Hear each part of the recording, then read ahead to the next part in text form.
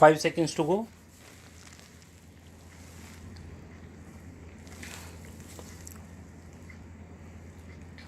Start. I should like now to make a few observations on the budget. This budget marks a turning point in the history of our country.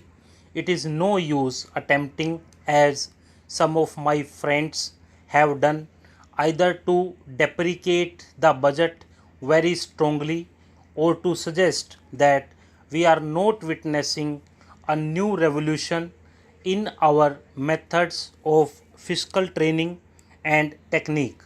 I want it to be quite clearly pointed out to my friends that we are now facing the lean years of Indian finance. Hitherto, we had revenue surpluses which were a form of public saving and which were meant to be utilized for capital development. Hereafter, this form of revenue surplus would not be available. We have therefore to find out ways and means of implementing our great program of national reconstruction at minimum cost. My point is that the deficit on revenue account would be of the order of about rupees 19 to 20 crores. Here, let me point out that I do not agree with those of my friends in the finance department who have attempted to suggest that rupees 9 or 18 crores which are obtained from Pakistan should be put to the revenue side of the budget. They are to be put on the capital side. But that does not seriously alter the trend of my argument.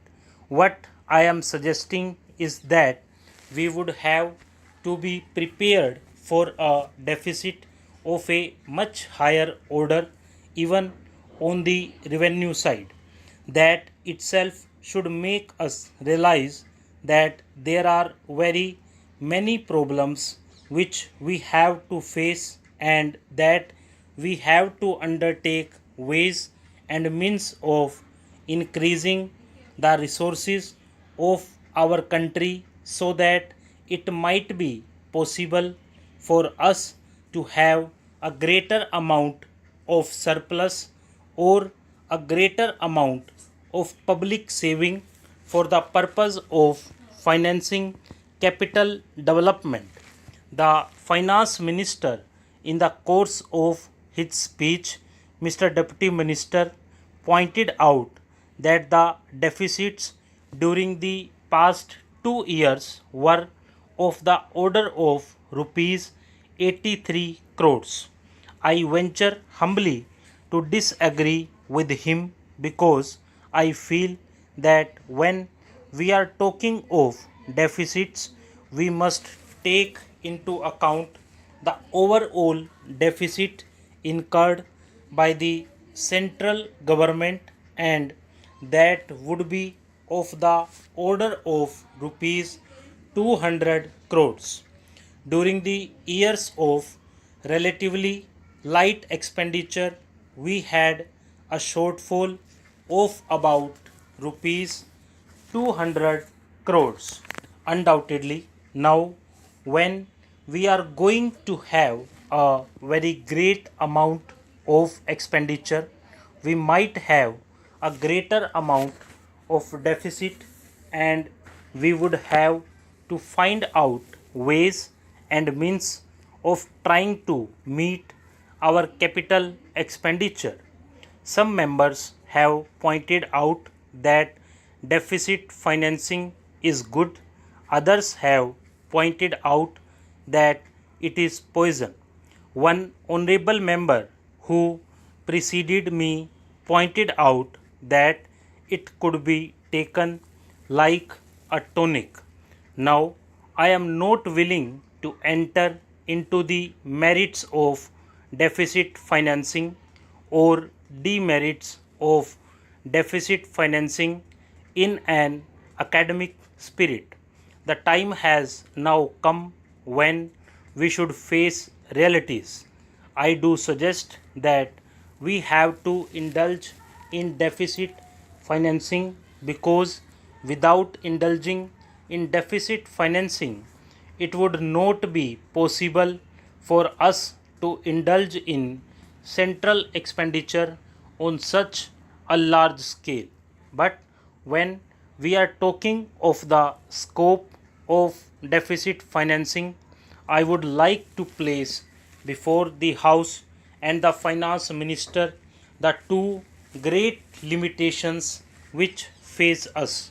The first limitation that faces us is that concerning the internal price level. The Honorable the Finance Minister referred to the cost of living.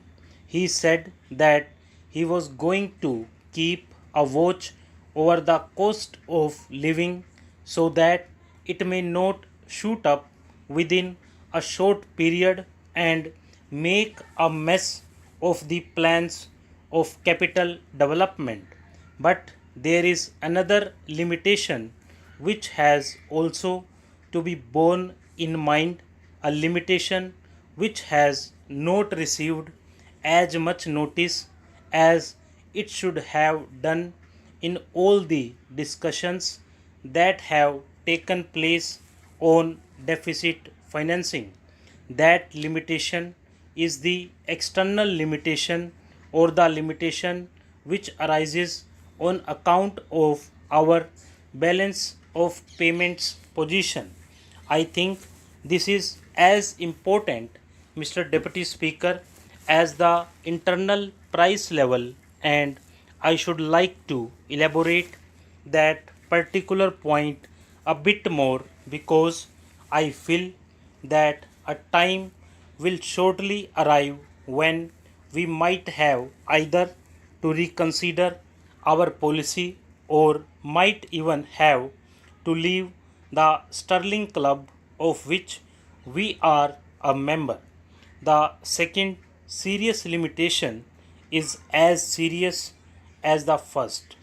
What would be the consequences of deficit financing on our balance of payments?